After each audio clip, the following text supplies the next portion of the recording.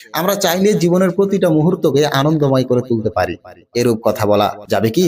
আসসালামু আলাইকুম ওয়া রাহমাতুল্লাহি ওয়া বারাকাতুহু। ব্রাদারান ইসলাম দ্বীনি প্রশ্নোত্তর পর্বে আপনাদের স্বাগতম। এবার আমরা যে প্রশ্নটির উত্তর জানার চেষ্টা করব সেটি হচ্ছে, আমরা চাইলে জীবনের প্রতিটা মুহূর্তকে আনন্দময় করে তুলতে পারি, এরূপ কথা বলা যাবে কি? আমরা যা চাই না কেন, মহান আল্লাহ পাক রব্বুল আলামিন না চাইলে তা কখনোই হবে না।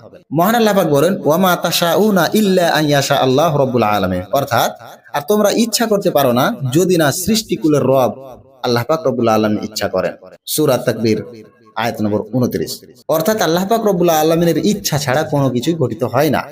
রাসূলুল্লাহ সাল্লাল্লাহু আলাইহি সাল্লাম ইবনে আব্বাস রাদিয়াল্লাহু তাআলা আনহুমা কে লক্ষ্য করে বলেছেন, আর জেনে রেখো, যদি সকল উম্মত তোমার কোনো উপকারের উদ্দেশ্যে ঐক্যবদ্ধ হয়, তাহলে ততটুকুই উপকার করতে পারবে যতটুকু আল্লাহ তোমার জন্য লিখে রেখেছেন।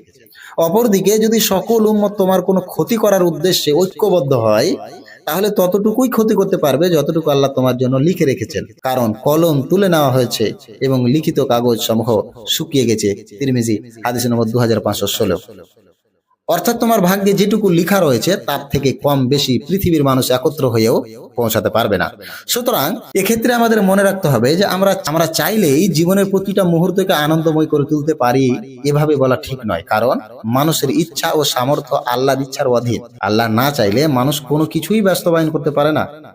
সুতরাং এক্ষেত্রে আমাদের মনে রাখতে হবে, জীবনে আনন্দময় পরিবেশ সৃষ্টি করার জন্য চেষ্টা করা যাবে, কিন্তু নিজের ইচ্ছা ও সামর্থ্যকে এমন ভাবে প্রকাশ করা যাবে না যেন আল্লাহ পাক রব্বুল আলামিনের ইচ্ছার বাইরে মানুষ স্বাধীনভাবে সবকিছু করতে পারে।